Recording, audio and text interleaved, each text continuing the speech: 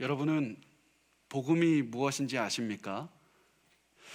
많은 사람이 복음에 대해서 많이 듣고 교회에 올 때마다 복음이라는 말을 들어서 다들 복음이 안다고 생각합니다. 그런데 사실은 교회에 있는 굉장히 많은 사람이 복음이 무엇인지 모르고 살아갑니다. 여러분, 복음이 무엇입니까? 어떤 사람은 복음이란 예수를 구주로 영접하는 것이라고 말씀을 합니다. 이것은 참 좋은 말이지만 복음은 아닙니다. 어떤 사람은 복음이란 하나님을 사랑하고 이웃을 사랑하고 그래서 하나님의 사랑을 실천하는 것이라고 말합니다. 그러나 이것도 복음은 아닙니다. 복음은 이겁니다. 잘 들으십시오. 하나님의 아들이신 예수 그리스도께서 인간이 되셔서 이 땅에 오셨고 우리를 위해서 죽으셨다가 다시 살아나셨고 승천하셨습니다. 그리고 그분은 이 땅에 다시 심판하러 오십니다. 제가 다시 한 번만 말씀을 드리겠습니다. 복음이란 하나님의 아들이신 예수 그리스도께서 인간이 되셔서 이 땅에 오셨고 우리를 위해서 죽으셨다가 다시 살아나셨고 승천하셨습니다. 그리고 그분은 이 땅에 다시 심판하러 오십니다. 제가 두 번을 말씀드린 이유가 있습니다. 여러분, 두 번을 들으면서 이 복음의 특징에 대해서 한 가지 발견할 수 있었으면 좋겠습니다. 복음에는 반드시 중요한 특징이 하나가 있습니다. 그것이 무엇이냐면 복음이란 내가 한 것이 아니라 하나님께서 우리를 위해서 하신 일이라는 뜻입니다. 복음은 인간이 한 것이 아니라 하나님께서 우리 인간을 위해서 하신 것이 복음입니다. 그래서 우리는 복음을 그리스도의 복음이라고도 말하고 하나님의 복음이라고도 말을 합니다. 하나님께서 우리를 위해서 하신 것이 복음입니다. 그렇다면 하나님께서 우리에게 하신 하나님의 복음이 우리에게 왜 좋은 소식입니까? 그것은 바로 하나님께서 우리를 위해 하신 것을 믿기만 하면, 거기에 대한 제대로 된 반응을 보이기만 하면 우리가 구원을 받고 천국으로 가게 되기 때문입니다.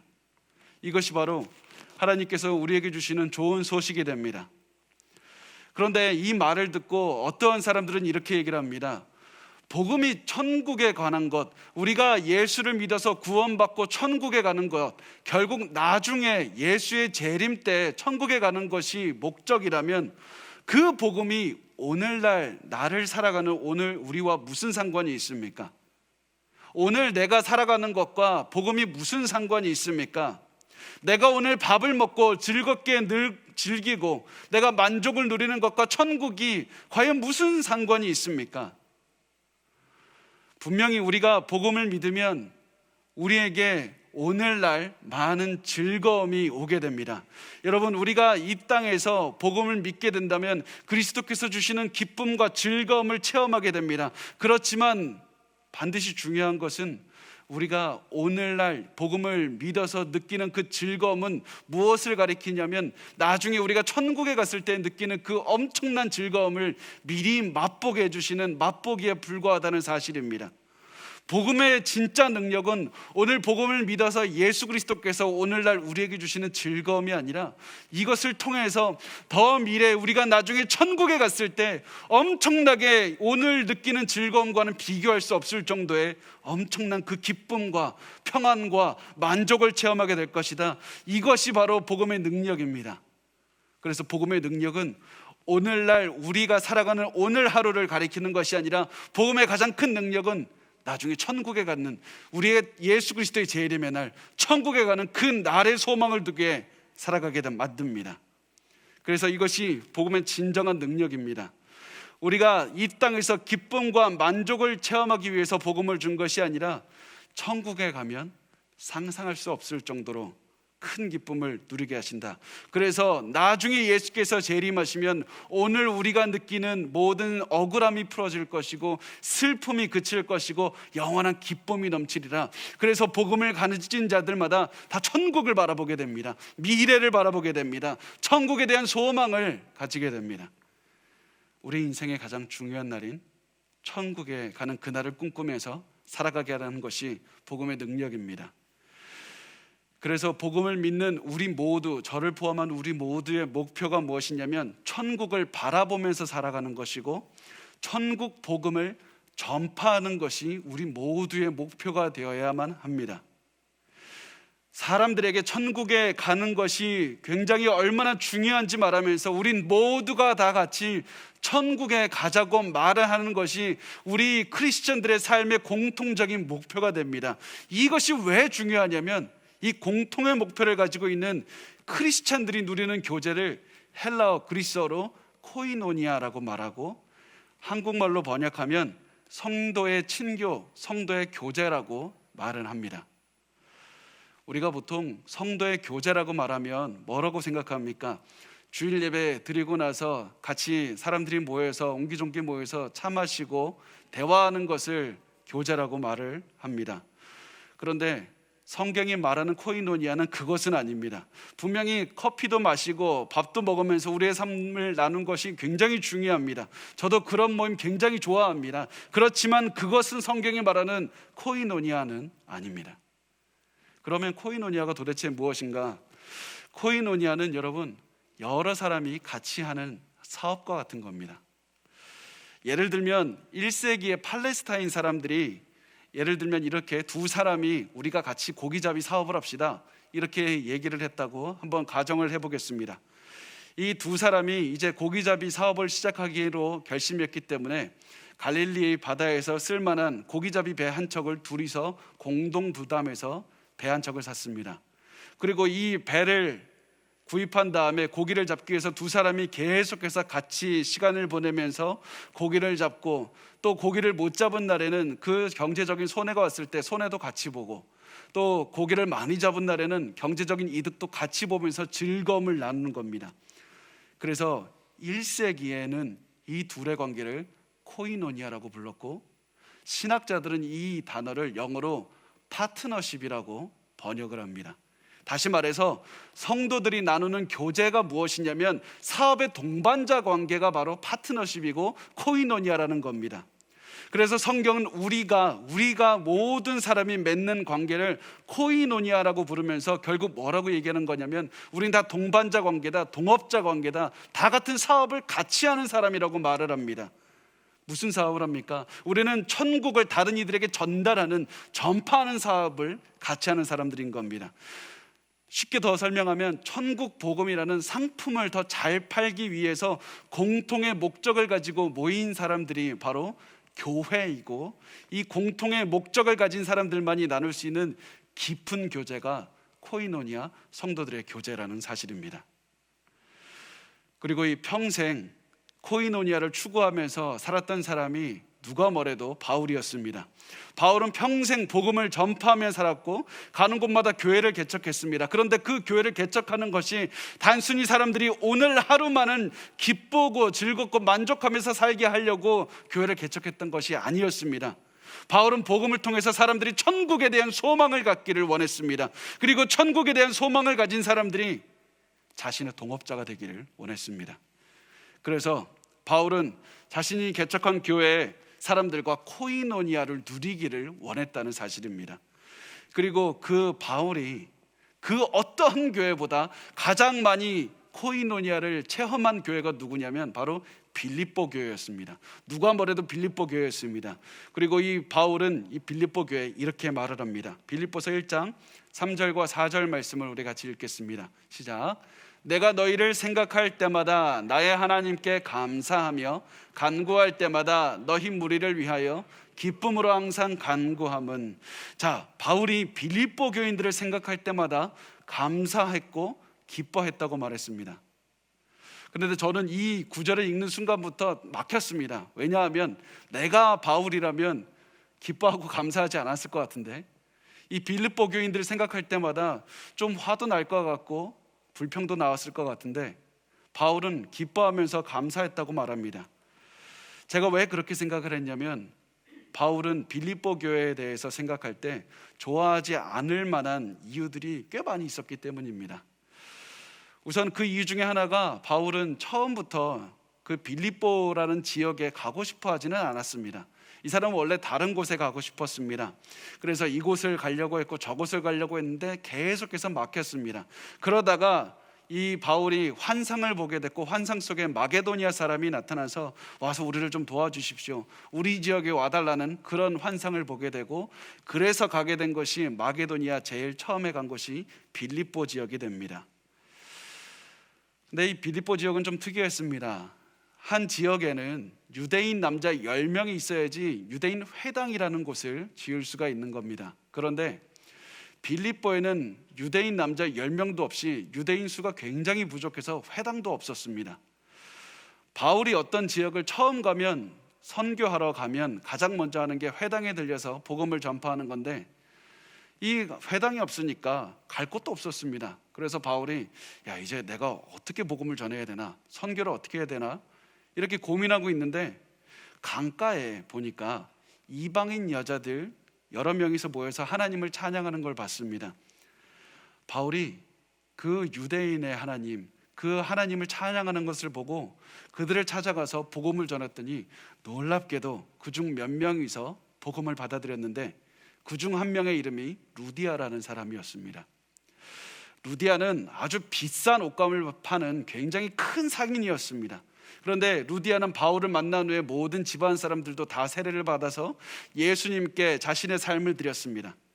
그런데 이 일 후에 어떠한 일이 벌어지냐면, 그 귀신의 신 한 여자 소녀가, 굉장히 어린아이가 바울과 실라를 계속 따라다닙니다. 그러면서 사역을 방해하면서 괴롭혔습니다. 이 여자아이가 계속해서 따라다니니까 바울이 너무 괴로워서 바울이 이 여자아이 안에 있는 귀신을 내쫓아 버렸습니다. 이 여자아이에게서 귀신이 나가니까 이 여자아이에게 그 귀신 들린 이 아이를 착취해서 돈을 벌고 있었던 그 악독한 주인들이 더 이상 돈을 못 버니까 화가 나서 바울과 실라를 감옥에다가 던져버렸습니다. 바울과 실라가 감옥에 들어가서도 낙심하지 않고 계속 찬양을 드렸더니 어떤 일이 일어났냐면, 지진이 났고 또 이들을 메고 있던 착고가 풀려버렸고 또 감옥문이 다 열렸습니다. 이 모습을 본 간수가 어떻게 하나 너무나도 놀라서 바울과 실라가 있는 것을 보고, 내가 어떻게 해야 구원을 얻으리까? 내가 어떻게 살 수 있습니까? 이렇게 묻자 바울이 대답했습니다. 사도행전 16장 31절을 보면, 이르되 주 예수를 믿으라, 그리하면 너와 내 집이 구원을 받으리라. 이렇게 해서 이 말을 들은 간수가 결국에서는 그의 모든 집안 사람과 함께 세례를 받았습니다. 이렇게 해서 어떤 일이 벌어지냐면, 루디아라는 그 사람 집에 교회가 세워지는데, 그 교회에는 부자 루디아도 있었고 그의 가족도 있었고, 루디아와 같이 강가에서 하나님을 찬양하던 여인들 몇 명도 있었고, 귀신 들렸다가 노임을 받은 고아 여자아이도 있었고, 간수와 그의 가족도 있었습니다. 여러분, 그 상상이 가십니까? 이게 빌립보 교회였습니다. 이들을 잘 생각해 보면 이들은 교회가 아니면 평생 단 한 번도 마주치지 않을 만한 그런 사람들이었습니다. 이 사람들 서로 교회가 아니었다면 모일 일도 없었던 이런 사람들이 한 몸을 이루기 시작하는데, 이렇게 나이도 다르고 사회적 배경도 다르고 생각도 다르고 성격도 달랐던 이 모든 사람들을 하나로 묶을 수 있었던 강력한 힘이 무엇인지 아십니까? 바로 복음이었습니다. 바로 이들이 복음 때문에 죄를 용서받았고, 복음 때문에 예수 그리스도의 재림을 기다리고 살았고, 복음을 전파하기 위해서 이들은 모든 생각을 더하면서 하나의 목표, 복음을 어떻게 하면 전할까? 이것으로만 매일매일 고민하며 살았습니다. 이 목표 때문에 이 사람들이 코이노니아를 체험하게 된 것이고, 이 목표 때문에 이 교회와 바울이 코이노니아, 파트너십, 사업자, 동반자 관계를 체험할 수 있었던 것이었습니다. 이 코이노니아 때문에 이들이 하나가 될 수 있었습니다. 바울이 빌립보 교회를 생각할 때마다 화가 날 수도 있었고 불평할 수도 있었고, 내가 거기 가서 얼마나 고생을 했는지 아냐고 이렇게 말할 수 있었지만, 그럼에도 불구하고 이 바울이 빌립보 교회를 생각할 때마다 눈물이 나고 감사할 수밖에 없었던 그 이유가 무엇이냐면, 이들과 바울이 동반자 관계, 코이노니아를 체험했기 때문이었습니다.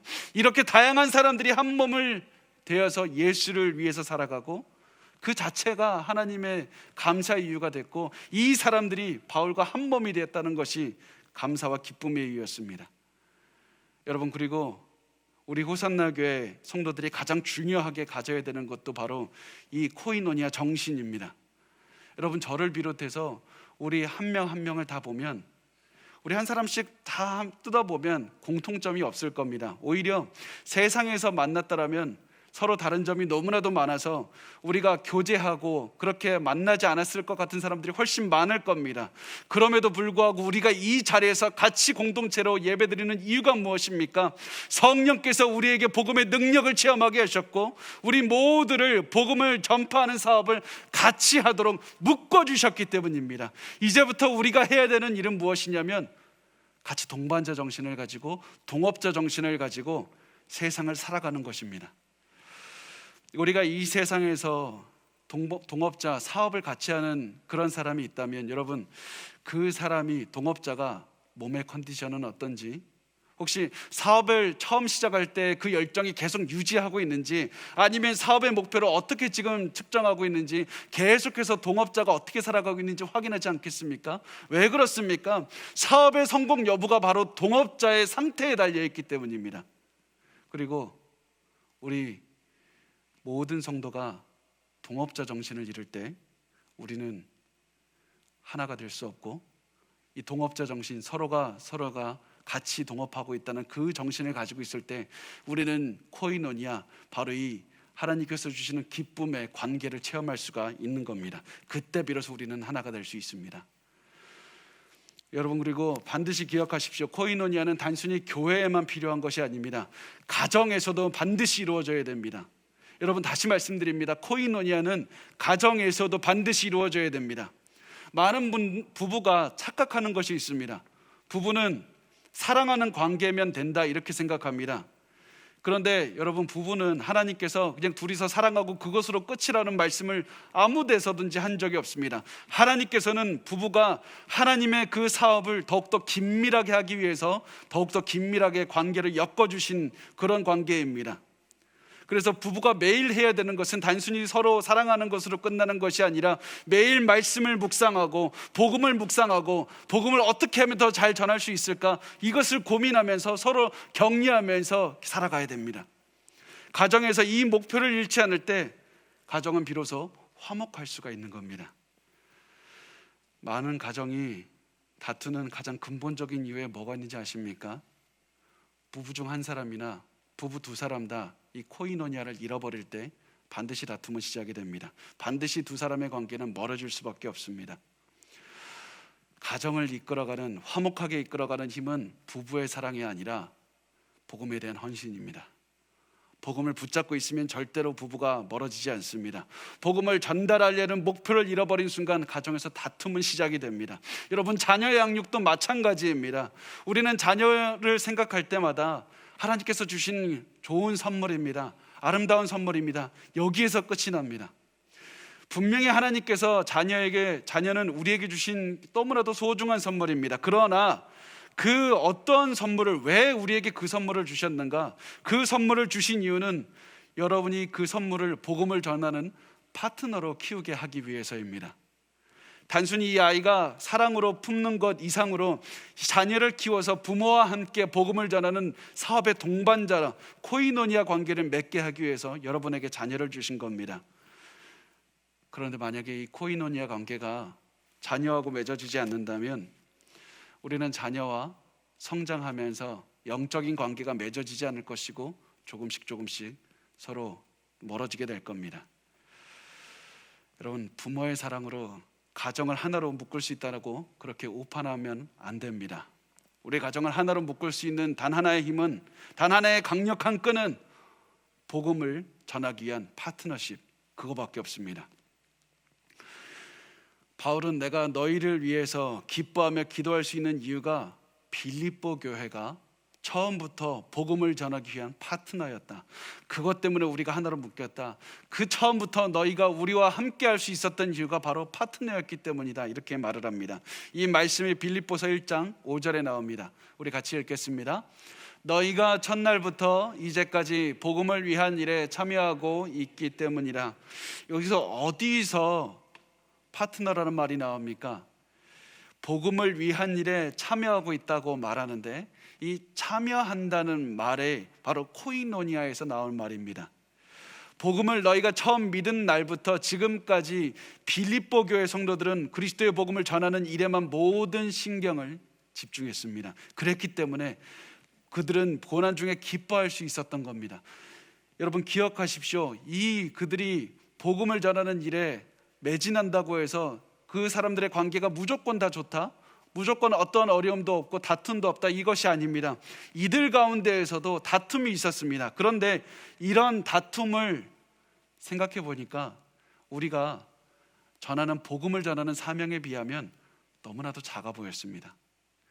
우리가 가장 우리를 묶는 목적인 복음을 전하는 이 사업에 비교해 보니까 우리가 있는 다툼과 차이점은 너무나도 작아 보였습니다. 그래서 사람들이 코이노니아가 어떠한 다툼이 있어도 이겨낼 수 있는 힘이 되었던 것이었습니다. 이 복음을 전해야 되는 열정이 바로 이들을 하나로 묶는 힘이었고, 바울과 이들을 하나로 묶었기 때문에 바울은 이들을 생각할 때마다 감사와 기쁨이 넘쳤다고 말을 하는 겁니다. 바울이 빌립보 교회 성도들이 서로 생각하고 세상이 줄 수 없는 엄청난 감사와 기쁨을 체험할 수 있었던 이유가 바로 이 코이노니아에 있었습니다. 여러분 세상이 줄 수 없는 이 기쁨을 체험하고 싶어 보지 않습니까? 여러분 누구와도 나눌 수 없는 이 깊은 관계를 누려보고 싶지 않습니까? 바울이 얘기하는 이 기쁨이 하나님 도대체 이 사람이 무슨 얘기를 하는 겁니까? 그런 마음으로 나도 외로움을 이제 그만 끊고 바울이 말하는 이 깊은 관계를 체험하고 싶습니다, 이런 생각이 들지 않습니까? 그렇다면 여러분 지금 바로 복음을 위해 여러분의 삶을 헌신하셔야 됩니다. 복음을 전달하는 사역에 여러분의 삶을 들이시면 됩니다. 어디에서 가든지 복음을 생각하고 어떻게 하면 복음을 전할까 계속해서 고민하면 됩니다. 가정을 하나로 만들기 위해서 무엇을 해야 되냐면 단순히 예배 한번 드리고 끝나는 것이 아니라 매일 말씀을 묵상합니다. 묵상한 말씀을 남편과 아내와 자녀와 부모가 계속해서 나눕니다. 또 순모임에 참여해서 더 많은 것들을 나누고 교회 공동체에 봉사하고 지역에 봉사하면서 나의 삶을 드리면서 살아가는 겁니다. 이때만이 우리가 진정한 코이노니아를 체험할 수가 있습니다. 여러분이 외로움을 느끼는 이유는 코이노니아를 체험해보지 못했거나 그 코이노니아가 과거의 기억이 되어버렸기 때문입니다. 우리가 깊은 관계를 가정에서, 교회에서, 또 그 어느 곳에서도 체험하지 못하는 이유는 복음을 위해서 우리가 삶을 다 드리지 않고 있기 때문입니다. 지금 우리의 마음을 다시 채울 수 있는 단 하나의 방법은 우리의 가슴에 다시 복음에 대한 열정을 채우는 겁니다. 다시 한번 우리의 삶에 복음을 위해서 우리의 삶을 헌신하는 겁니다. 그러면 우리가 외로움을 이길 수 있습니다. 그러면 우리의 삶의 허무함을 넘어갈 수가 있습니다. 여러분, 그렇다고 제 말을 오해하지 마십시오. 복음을 위해서 우리의 삶을 드린다고 해도 어려움은 분명히 있을 겁니다. 고난은 분명히 있을 겁니다. 천국을 위해서라도 고난이 있습니다. 마치 바울이 지금 빌립보 교회에 편지를 쓰고 있지만 바울의 상태가 어땠냐면 감옥에 갇혀서 체인에 매여 있는 상태였습니다. 그리고 간수들에게 감시를 받고 있는 상황이었습니다. 그런데 바울이 얘기를 합니다. 나는 이런 고난이 와도 난 실망하지 않을 것이고 너희의 삶에 고난이 와도 절대로 낙담하지 마라. 그 이유에 대해서 말하는데 그 이유가 빌립보서 1장 6절에 나와 있습니다. 우리 같이 읽겠습니다. 시작. 너희 안에서 착한 일을 시작하신 이가 그리스도 예수의 날까지 이루실 줄을 우리는 확신하노라. 바울이 얘기하는 것은 결국 이 사업은 우리가 하는 게 아니라 하나님이 하신다. 우리는 최선을 다해서 열심히 일하지만 우리가 그렇다고 이룰 수 있는 것이 아니라 너희를 통해 역사하시는 하나님께서 이 사업을 하신다. 이 사업의 주인은 결국 하나님이셨다. 우리는 결국 하나님께 맡기고 최선을 다해서 살아가기만 하면 되는 거라고. 그러면 하나님께서는 우리의 힘으로는 도저히 할 수 없는 사람의 마음으로 움직이시고 기적을 이루셔서 우리를 통해서 이루실 것이다. 혹시라도 그렇게 하나님께서 나를 통해 이루시다가 내가 혹시라도 쓰러지면 그것이 끝이 아니라 그 하나님은 너를 통해서 일하실 것이고, 혹시라도 우리의 삶이 끝나는 날에는 너희 자녀들을 통해서, 너희가 복음을 전한 사람들을 통해서 계속해서 이루실 것이다. 하나님의 사업은 하나님께서 이루신다. 여러분, 제가 존경하는 한 목사님께서 계신데 이 목사님께서 은퇴하시고 이렇게 말씀하시는 걸 들었습니다. 내가 삶을 한번 돌아보니까 내가 참 열심히 해서 복음을 붙잡고 살았던 것 같은데 사실은 하나님께서 나를 붙잡은 인생이었다. 지금까지 내가 노력해서 고난을 이겨낸 것 같았는데 사실은 하나님께서 나를 이기게 하신 삶이었다. 하나님은 내가 필요할 때마다 사람을 보내주셔서 위로하셨고, 사람을 보내주셔서 내 재정도 채워주셨고, 교회 성도들이 내가 어려울 때마다 나를 위해서 기도하게 하셨다.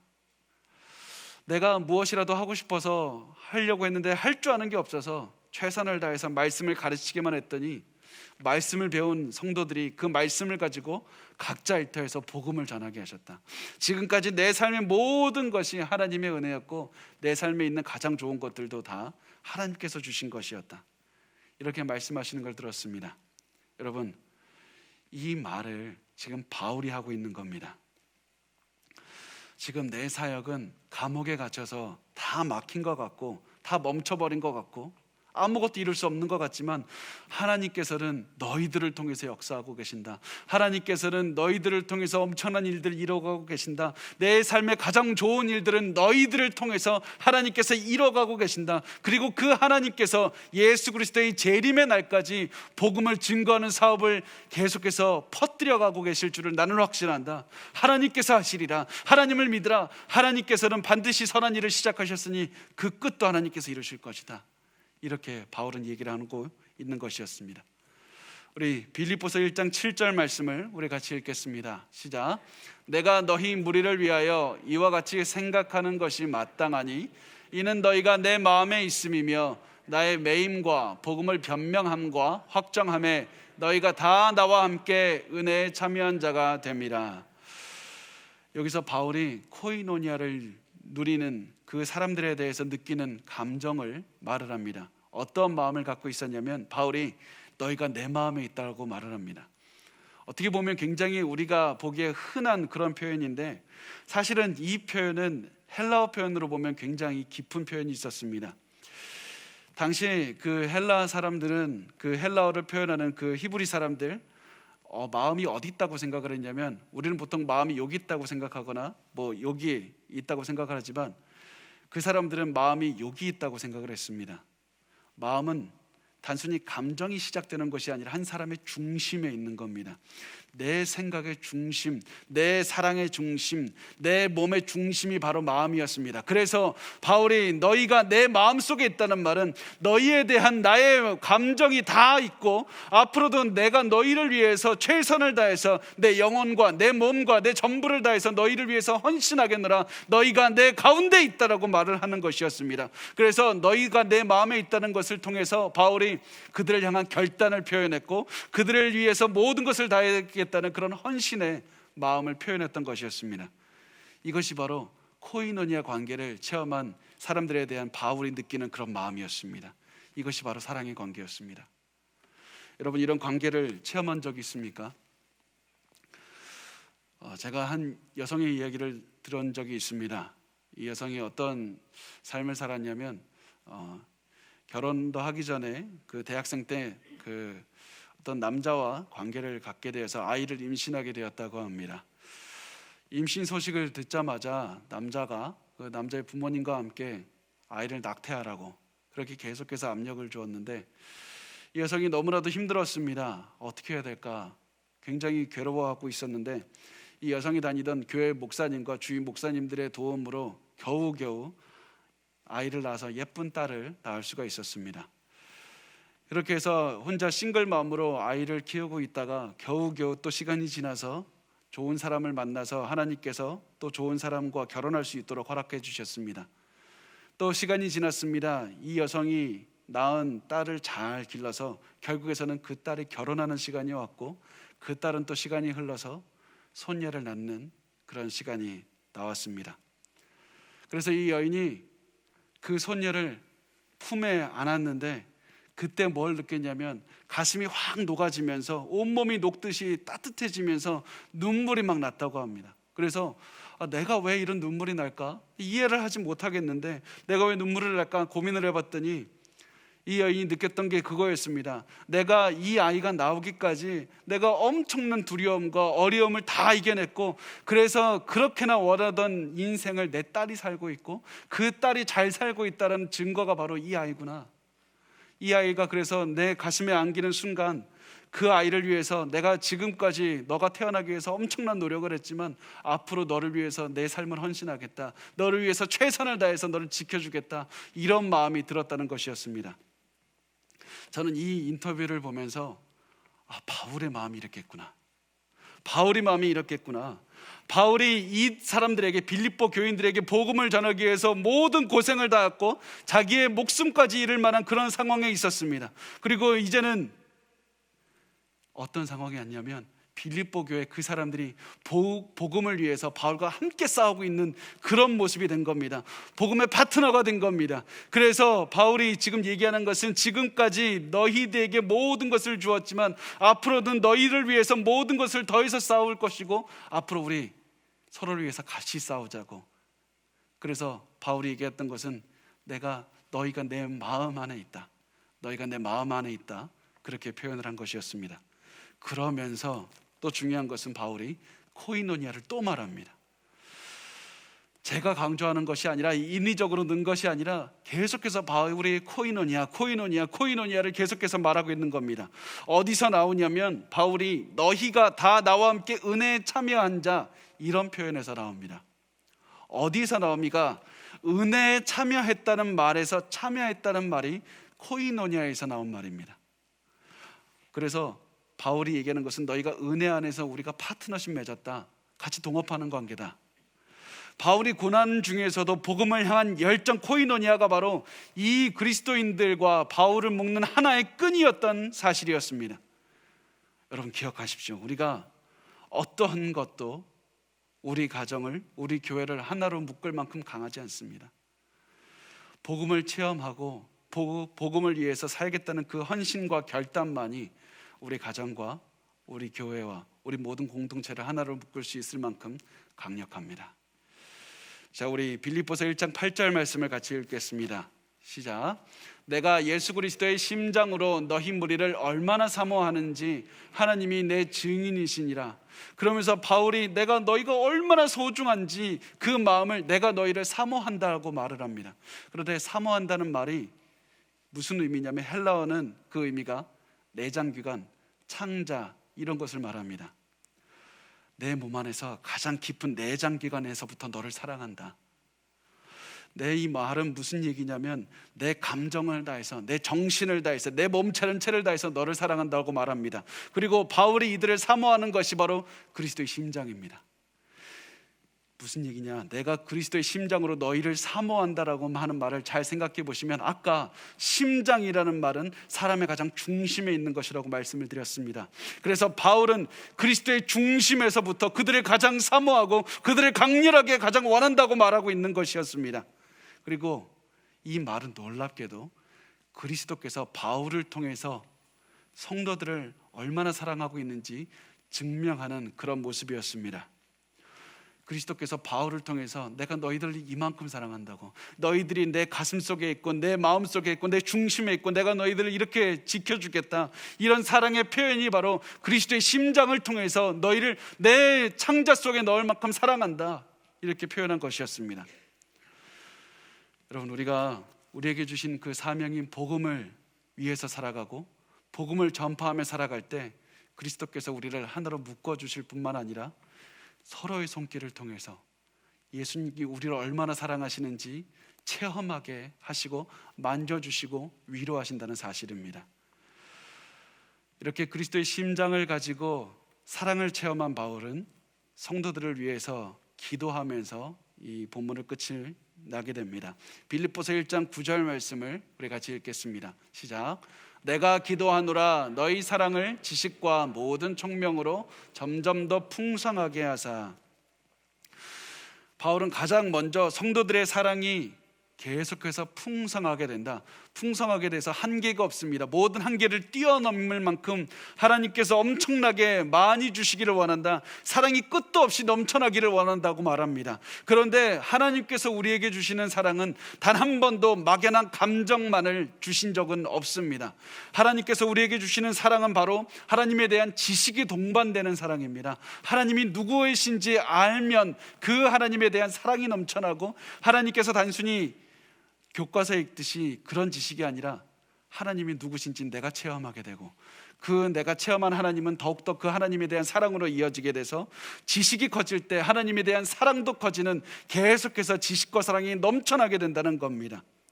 그리고 하나님에 대한 사랑과 지식은 바로 모든 총명으로 이끌게 됩니다. 모든 총명은 영어로 하면 인사이트입니다. 살아가는데 필요한 모든 일상생활을 하는데 필요한 지혜, 지식, 상식이 바로 모든 총명입니다. 여러분, 우리는 하나님께 내가 총명을 주십시오, 살아가는데 지혜를 주십시오 기도하지만, 하나님께서 그 지혜를 주실 때가 언제냐면 우리가 예수를 사랑하고 예수에 대한 지식이 넘쳐나고, 그럴 때 같이 그 모든 총명도 같이 쌓여져 간다는 사실입니다. 그런데 그 성경이 우리에게 단순히 이 땅에서 잘 살기 위해서, 편안하게 살기 위해서 그것을 주시는 것은 아닙니다. 그 모든 것을 주시는 목적이 있습니다. 목적이 무엇이냐면 10절과 11절에 나옵니다. 우리 같이 읽겠습니다. 시작. 너희로 지극히 선한 것을 분별하며 또 진실하여 허물 없이 그리스도의 날까지 이르고 예수 그리스도로 말미암아 의의 열매가 가득하여 하나님의 영광과 찬송이 되기를 원하노라. 여기서 지극히 선한 것이라고 번역한 말이 언어 그대로 보면 최고의 것을 주기를 원하신다. 엑셀런트한 걸 주기를 원하신다.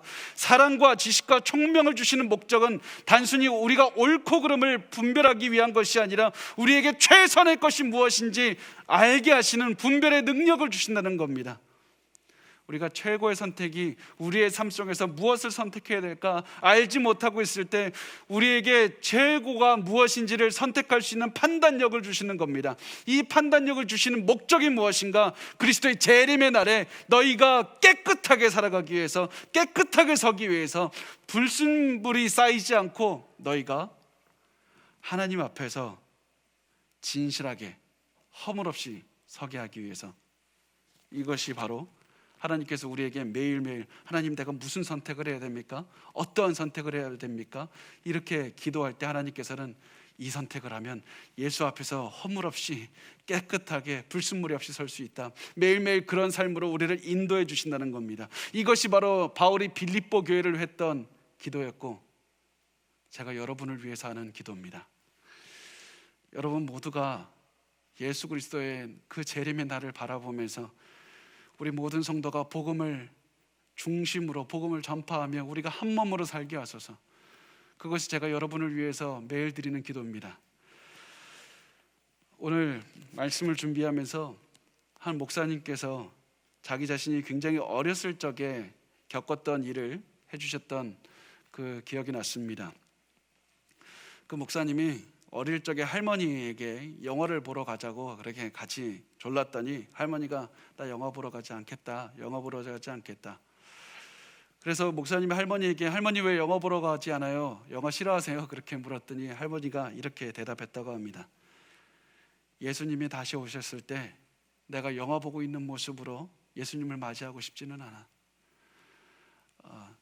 제가 영화 보는 것이 잘못됐다는 말이 아닙니다. 저도 극장에서 영화 보는 걸 굉장히 좋아합니다. 제가 말씀드리는 것은 삶의 자세입니다. 우리의 삶의 자세를 평소 어떻게 살아가고 있는가, 내 삶의 초점을 예수 그리스도의 재림에 맞춰놓고 매일매일 복음을 전파하는 것에 살아가는가, 아니면 그냥 내가 오늘 하루를 즐기면서 살아가는 것에 만족하고 있는가, 나는 매일 천국을 바라보면서 살아가는가, 나는 매일 복음을 전하기 위해 살아가는가. 그렇게 우리가 복음을 전하면서 살아갈 수 있다면 우리는 오늘 코이노니아를 체험할 수 있습니다. 우리는 오늘 공동체를 체험할 수가 있습니다. 여러분, 제가 마지막으로 말씀을 드리겠습니다. 저는 때로는 너무 안타까운 일이지만 주일 예배가 때로는 가면무도회 같다는 생각이 들 때가 있습니다. 많은 사람이 얼굴을 대고 웃고 만나고 예배를 드리지만 서로 영적인 가면을 쓰고 있어서 내가 누구인지 드러내지 않습니다. 영적인 마스크를 쓰고 있어서 같은 장소에 가서 같은 예배를 드리지만 아무도 여러분이 누구인지를 알아갈 수가 없는 그런 케이스들도 있습니다. 여러분, 그렇게 살아간다면 우리에게 영적인 외로움밖에 남지가 않습니다. 그 영적 외로움은 우리가 일주일에 한 번 1시간 예배에 참석한다고 해서 채워줄 수 있는 것이 아닙니다. 여러분, 오늘 그 바울이 얘기한 그 코이노니아를 여러분도 체험하고 싶지 않습니까? 이 외로움을 넘어가고 싶지 않습니까? 제가 그렇게 체험해서 너무나도 감사하면 내 인생을 바꾼 그 관계를 체험하고 싶지 않습니까? 여러분, 그 기쁨이 무엇인지 알고 싶다면 이제 다시 우리가 다 복음으로 돌아가야 될 때입니다. 우리가 복음을 위해 살고 복음을 전파하면서 살아가면 됩니다. 우리가 복음을 전파하기 위해서 협력하면 됩니다. 그리스도의 재림을 바라보면서 또다시 복음을 바라보면서 살면 됩니다. 그렇게 살아간다면 우리가 오늘 코이노니아를 체험할 수가 있습니다. 여러분, 우리에게 코이노니아를 체험할 수 있는 단 하나의 방법은 우리가 오늘 복음을 위해서 우리의 삶을 드리는 겁니다. 우리 그 복음을 위해서 여러분의 삶을 드리는 헌신하는 그런 시간이 되었으면 좋겠습니다.